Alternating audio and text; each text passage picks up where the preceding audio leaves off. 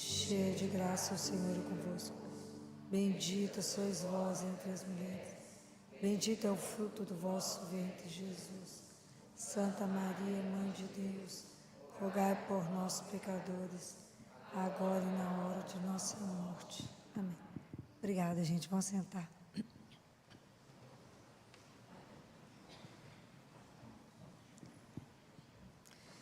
Vocês viram nesse final de semana que nós estamos fechamos nesse domingo o ano litúrgico, né, que é diferente do ano civil.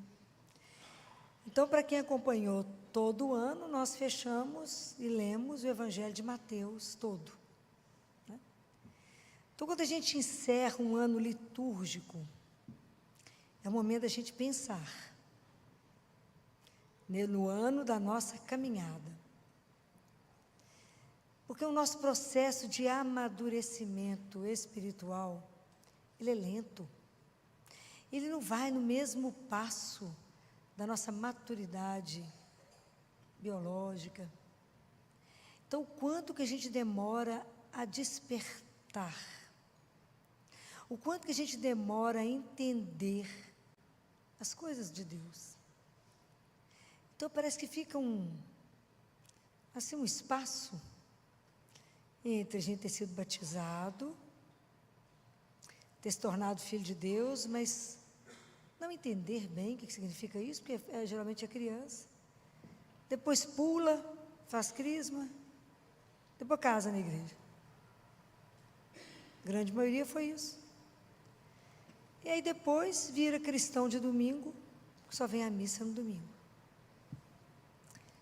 E aí, depois que a gente sai da missa, Jesus não faz parte da vida.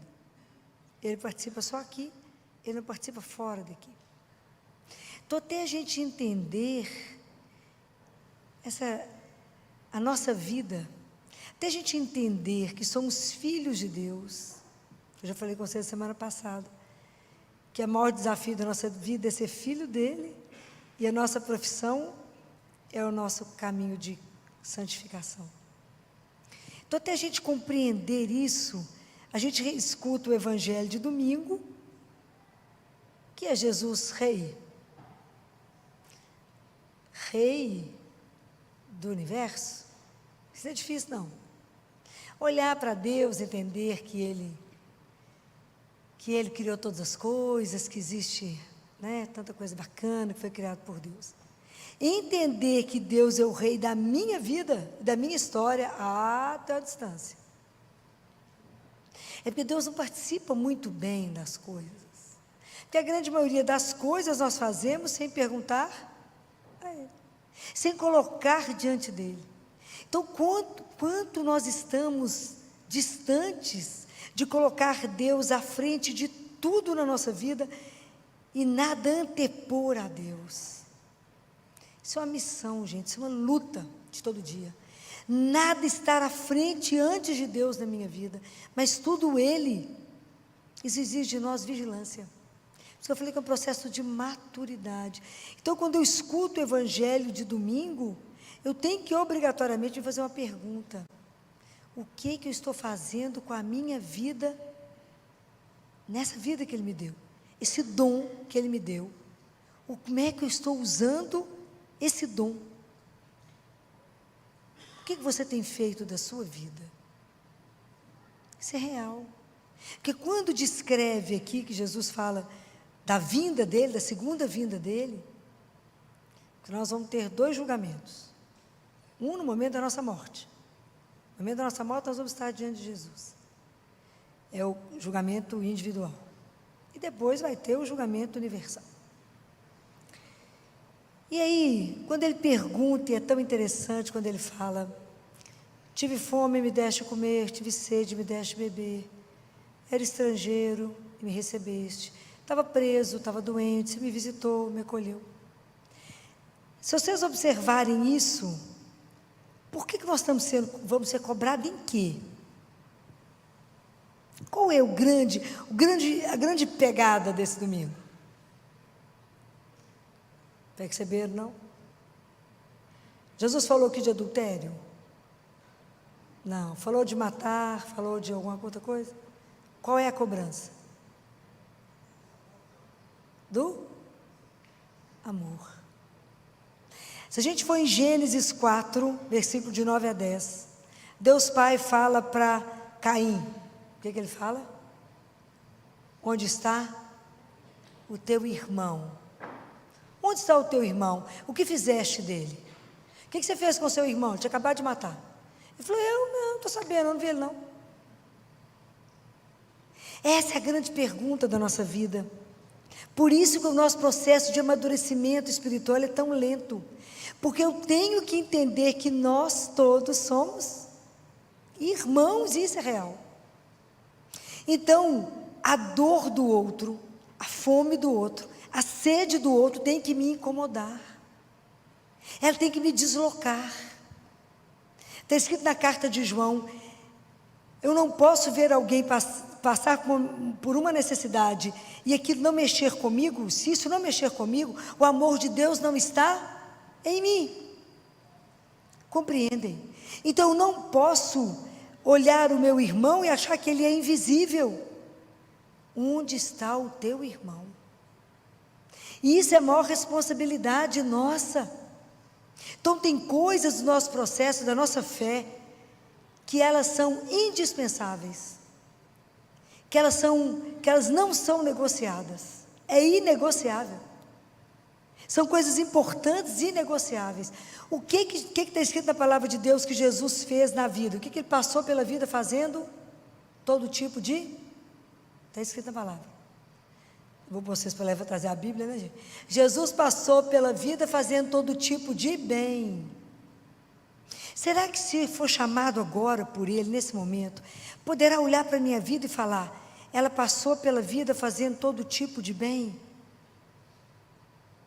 Será que as nossas atitudes ajudam o outro de verdade, de verdade? Ou a gente prejudica o outro e é meu irmão? Ou mais grave do que isso, né? Eu sou omissa em relação ao outro. Eu ignoro. Fala, estão comigo? Compreende, isso é muito grave. Por que é grave? Por que eu estou falando com vocês que isso é grave? O que Jesus falou? O que vocês lembram da missa de domingo? Do Evangelho? Nada, né?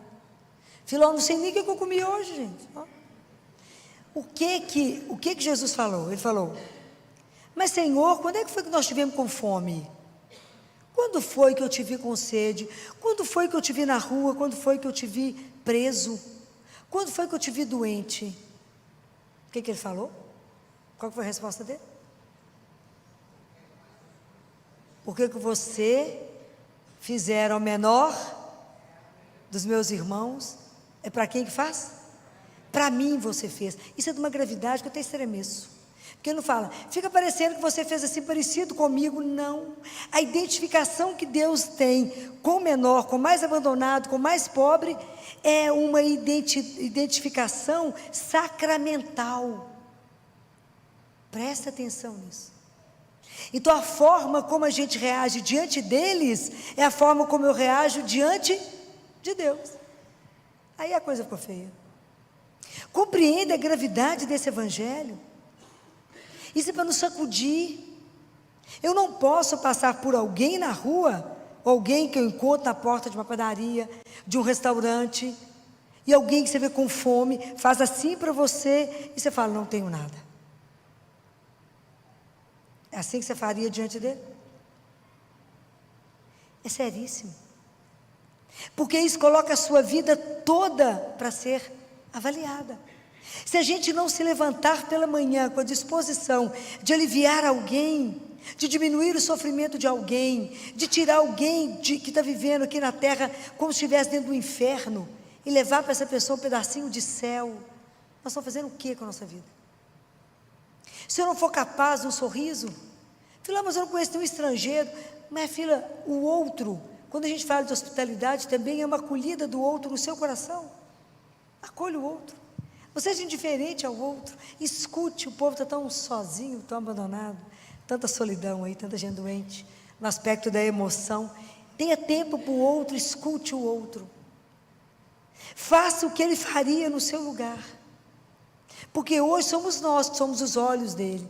Então acontece alguma coisa, a gente fala: Senhor, você não vai fazer nada. Não é assim? Acontece uma situação difícil, a gente fala com ele assim: Senhor, você não vai fazer nada nessa situação? Qual deveria ser a resposta dele para nós? Eu espero que vocês possam diminuir o meu sofrimento. Porque o sofrimento do nosso irmão é o sofrimento dele. É isso que nós temos que compreender. E quando a gente compreende isso, toda a nossa história muda. A minha forma de ver o Evangelho, a minha forma de viver o Evangelho é completamente diferente. Porque viver isso aqui que Jesus falou, guardem uma coisa: religião não é utopia, religião não é uma ideia, Jesus não é uma ideia. É à medida que eu vivo a minha fé, que eu vivo as obras, que eu vivo a situação de amor, o reino de Deus está acontecendo aqui agora. Se você está ali com alguém, matando a fome de alguém, acolhendo alguém, aliviando alguém, trazendo esperança ao outro, falando: coragem, de pé, nós vamos mudar a história, vamos dar conta, juntamos uma turma, fazemos as coisas, ali o reino de Deus está acontecendo. Porque hoje nós somos os representantes dele aqui. Hoje nós anunciamos que Jesus está vivo. Hoje nós somos o resto cristão. Hoje somos nós que viemos para pôr esse fogo no mundo. É o fogo do amor. Não existe uma revolução maior do que essa que ele pregou. E isso nos incomoda, né? Porque isso nos tira da nossa zona de conforto. Porque de verdade eu tenho que me comprometer com o outro. Eu falo: calça o sapato do outro. Porque é tão fácil julgar, falar: fulano não faz nada, fulano. Calça o sapato do outro. Fulano, mas eu não vou ajudar fulano não, porque ele vende a comida que eu dou, vai para o crack. Qual que é a sua função? É dar a comida. O que ele vai fazer com isso você não tem poder sobre isso. O seu papel você fez. Compreendem? Você parou, olhou, ouviu. Né? Então, restaurar a dignidade do outro, que nem sabe que tem dignidade. Ajudar o outro no caminho dele. E aí, depois que você matar a fome, fala de Jesus para ele. Conta para ele. Mas primeiro, tira o outro. Ajuda o outro. E quando eu falo isso, eu não falo não é só do pobre miserável que está na rua, nosso irmão, não. Mas dos que estão dentro da nossa casa, do nosso ambiente de trabalho. Quantas pessoas estão trabalhando com você, vivendo um problema gravíssimo, você não tem ideia. Porque a gente nunca perguntou para o outro. Porque a gente senta numa rodinha e só fala assim: porque eu, faço eu e o outro. Olha no olho do outro, se interesse de verdade pelo outro. Observa como é que foi a vida de Jesus. Faz o outro ver, né? Tira a cegueira, abre o ouvido do outro, faça ele ouvir o que precisa ser escutado. Dê uma palavra de esperança ao coração daquele que sofre. E quando você não puder fazer nada, dê um abraço. Chora com o outro, né? Visita quem está doente. Dê uma palavra de esperança. Falou: mas a doença dela não tem cura. Para cá, ó, tem o céu. Conversa com ela sobre isso. Fala: você crê no nosso Pai, que nós vamos um dia estar juntos? E se você está se preparando para poder ir embora para casa, claro que o povo não tem condição de conversar sobre isso, também deveria ter, ia ser espetacular. Está quase na caminhada de ir. Vamos confessar, vamos fazer a unção do enfermo, vamos usar os sacramentos que Deus deu. Então, a nossa vida, a partir do momento que a gente se diz cristão, quando eu falo essas perguntas para vocês, é porque a gente precisa fazer valer o nosso batismo. Eu preciso de verdade viver uma religião que tem que incomodar, porque eu tenho que revelar Jesus, porque foi o que Ele fez. Então hoje, quando eu alivio o sofrimento de alguém, eu alivio o sofrimento dele. Eu sempre falo isso com a turma lá no hospital. Vocês vão ter uma surpresa. Cuidado como é que pega para poder trocar uma fraldinha. Porque um dia vocês vão entender que é dele mesmo que vocês estão trocando. Então isso não é brinquedo. Porque a forma como eu levo aquilo que eu creio. Eu acabei de receber Jesus vivo e vou trabalhar, eu vou para algum lugar. Todos os meus atos têm que levar a bondade daquele que eu carrego. Então, por isso que nosso processo de conversão é muito lento. Quantas eucaristias nós já recebemos até hoje, até que a gente possa ser transformado? Porque à medida que eu recebo Jesus, é por isso que a gente tem que estar perto do fogo, né? Senão é igual o milho, que não vira pipoca, né? A gente precisa ficar perto dele, para que ele vá nos transformando, que a gente fala, Senhor, olha como é que eu ainda sou egoísta, olha como é que eu sou avaro de mim mesmo, olha como é que eu sou apegado a tudo, tudo é meu. Lembra que você não vai levar nada? Absolutamente nada. Então arranca de mim aquilo que não condiz com o fato de eu falar que sou filho de Deus. Me ajuda a ter uma vida de verdade cristã. De verdade, que as pessoas possam me olhar e ver se eu estiver fazendo alguma coisa sem eu precisar falar. Que eu revele o meu pai. Por que você está fazendo isso? Por causa do meu pai. Ué. Meu pai falou que a gente é irmão, tem que cuidar uns dos outros. O compromisso é sério. Guardem isso. E essas perguntas têm que martelar na nossa cabeça. Onde está o teu irmão? E o que você fez ao menor foi a mim, diretamente. O que você fez, diretamente, a mim. Então pensem nisso. Quando vocês se desviarem de alguém, e vou pedir muito a vocês, quando vocês encontrarem um irmão na porta de uma padaria, na porta de um restaurante, pergunte a ele o que ele quer. Não dá o que você acha que ele quer, não. Pergunte. Ele tem o direito de escolha.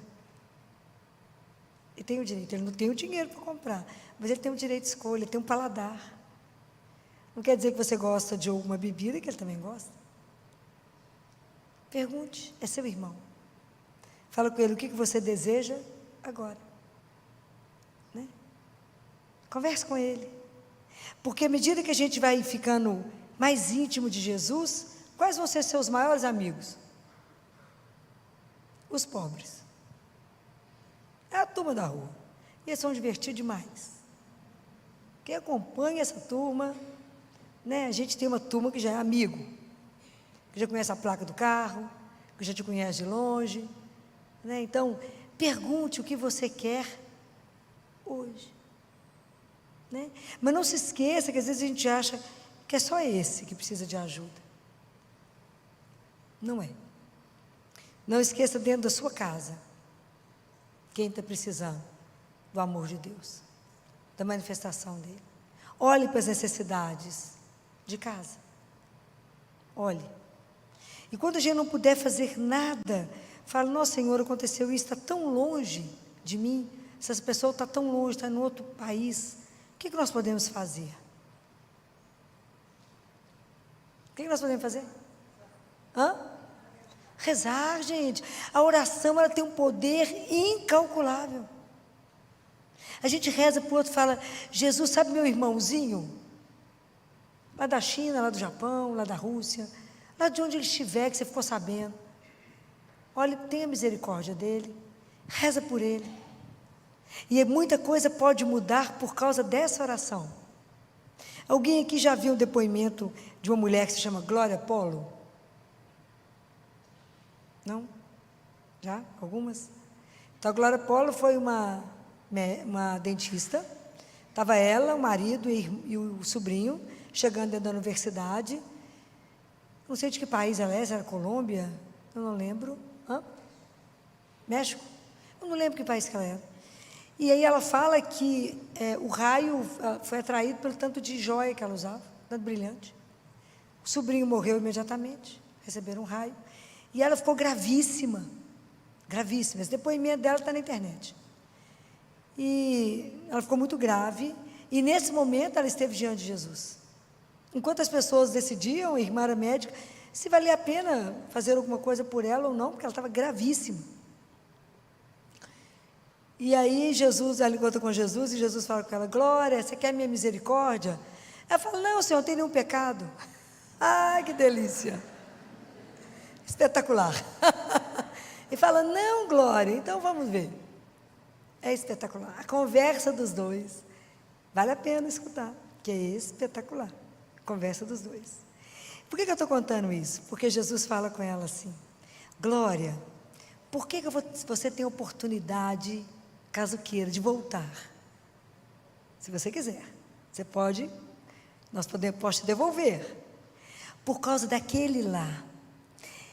Era um senhor da zona rural que foi numa venda, que as vendinha de roça, comprar alguma coisa e o que aconteceu com eles foi manchete de jornal.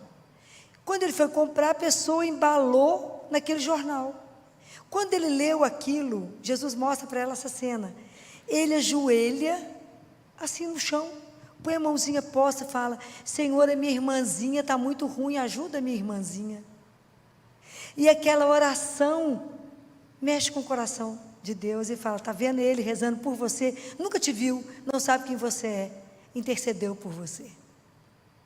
E aí ela volta, faz a opção por voltar, sofre demais, estava muito queimada, mas ela foi esturricada, mas Deus ainda deu a ela, restituiu ela tanto que ela teve uma filha depois. Então vale a pena vocês verem o depoimento dela. Ela anda pelo mundo anunciando, mandando o povo rezar, e por tudo que ela conversou com ele, né? E é tão bacana. E Jesus uma hora pergunta para ela assim: Glória, você quer ver o mundo com os meus olhos? Ela fala: quero. E aí ele deixa ela ver com os olhos dele, e ela fala que vê um monte de luzinha andando no mundo, e fala com ele assim: Senhor, que tanto de luzinha que é essa andando no mundo? Vocês têm noção do que Jesus responde para ela? Não? Jesus fala com ela: oh, Glória, essas são as pessoas que fazem adoração ao Santíssimo. São as minhas luzinhas na terra. Não é lindo? É lindo, vale a pena vocês lerem isso, né? E eu fico pensando, como que nós somos frágeis na hora de dar um depoimento, assumir que cremos em Deus, professar diante, às vezes, de pessoas importantes, poderosas aqui, poderosa no sentido do que o mundo julga, que o nosso rei é um rei da cruz, do sofrimento. Então, nessa hora, para a gente não ter vergonha, a gente fala: rezo, né? A gente às vezes tem vergonha de assumir que cremos em Jesus, que Ele é a razão da nossa vida, que Ele é o amor da nossa vida, e que eu estou na luta para Ele ficar à frente de tudo. A gente tem vergonha. E eu fiquei lembrando da história de um adolescente de 14 anos de idade. Não sei se vocês conhecem a história de um adolescente. Hoje eu não estou com a memória boa. José. Vocês vão entrar na internet e vai saber. Acho que é José Sanches, que na época o país estava sobre como se fosse uma ditadura, né? Sanches, José, alguma coisa Sanches, e que tinham que não ter mais nenhuma prática cristã, nada cristão. E ele entra na guerra porque eles querem manter os valores religiosos e poder professar a fé. Então ele está lá machucado, diante da mãe e do pai dele, e o pai fala com ele: meu filho, é só não dizer o nome dele, é só não dizer, para que você não seja morto, é só não dizer. Ele olha para o pai e para a mãe e fala: eu te amo, e fala: viva Cristo Rei, e é assassinado. Será que a gente, diante de uma ameaça, daremos conta de gritar como esse adolescente de 14 anos de idade: viva Cristo Rei? Então hoje, qual é o maior empecilho de Jesus para ser o Rei? É o nosso coração. Que enquanto o nosso coração for duro, onde Ele não puder reinar dentro de nós, como é que Ele vai reinar no mundo? Como é que Ele vai reinar na nossa cidade, na nossa paróquia, se Ele não for o meu Rei? Então, hoje o grande empecilho para que Jesus de verdade possa ser o Senhor, começar o Senhor da minha vida, é o meu coração ser evangelizado, meu coração ser domado, para que de verdade Ele possa reinar. Por que temos tanto medo de Deus? Eu não compreendo. Deus é só amor e misericórdia. Então, quando Ele coloca essa parábola, é porque, na verdade, a nossa vida, o sucesso da nossa vida, o valor importante que possamos dar a ela, ou o nosso fracasso vai ser avaliado diante do outro. O que eu fiz com o outro? Foram as minhas omissões ou as minhas obras, as minhas boas obras, que vão dizer se a minha vida é uma vida de verdade. Pensem nisso. Porque nós estamos encerrando um ano litúrgico. E eu preciso perguntar, qual é o papel de verdade de Jesus na minha vida, né? Quem Ele é de verdade para mim? Um ano a gente, né, encerrando o grupo quase, né? Que agora a gente vai entrar no advento. Mas de verdade, qual é o papel dele? De verdade, como que o Evangelho mexe comigo? E que eu tenho que mudar o meu olhar. Porque eu sou, hoje, um instrumento dele aqui. Então, cada um de nós precisa pensar. Quando encontra com o seu porteiro da sua casa, com a sua funcionária, com os colegas de trabalho, que são nossos irmãos. De verdade, ter um olhar. Se interessar pelo outro, cuidar do outro, semear o amor no mundo com tanto desamor, tanto desafeto, tão estressado, tão as pessoas, tão nervosas.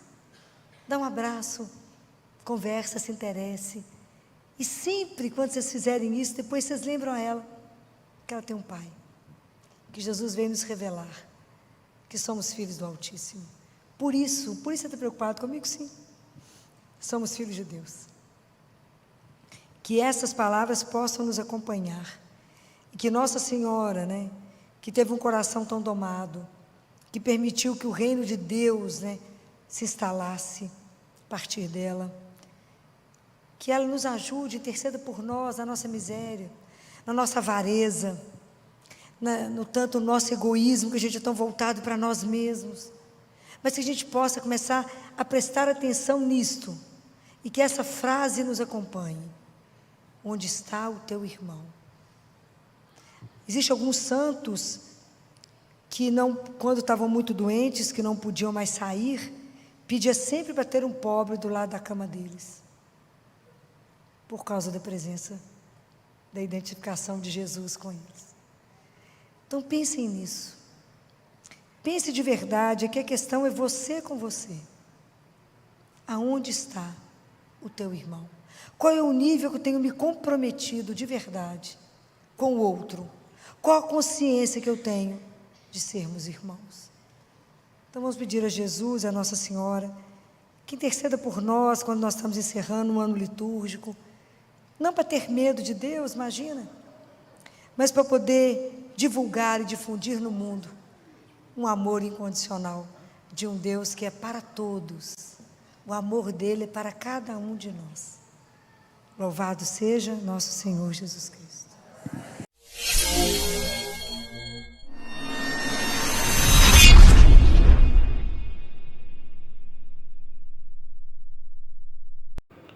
Louvado seja nosso Senhor Jesus Cristo, para todos sempre seja louvado. Olá meu irmão, olá minha irmã, paz e bem. Eu sou Lourenço Filho e esse é o meu, é o teu, é o nosso canal de cima dos telhados. Um canal que nasceu do desejo, da vontade de anunciar o amor, a misericórdia do Pai, Cristo Jesus. Hoje, mais uma vez, uma grande reflexão. Meu irmão, minha irmã, como amar.